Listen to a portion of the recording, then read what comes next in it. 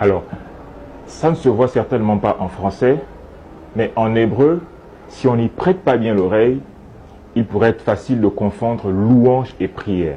Car louange se dit tehila et prière tefila.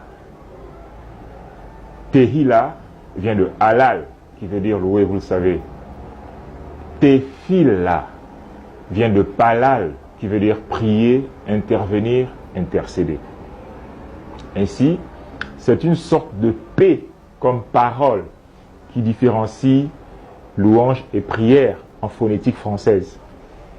Mais en hébreu, c'est un F comme force qui les différencie.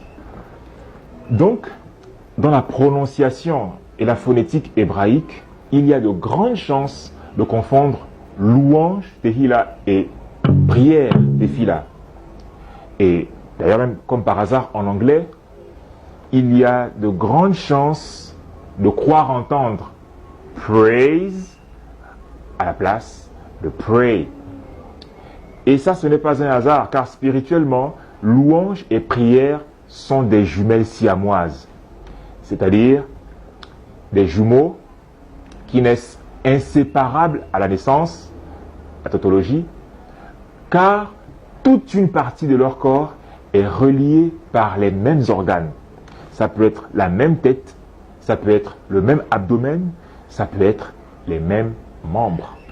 C'est pour cela que dans tout le livre des psaumes, la plupart des prières, la plupart des chants de louange sont des prières adressées à Dieu.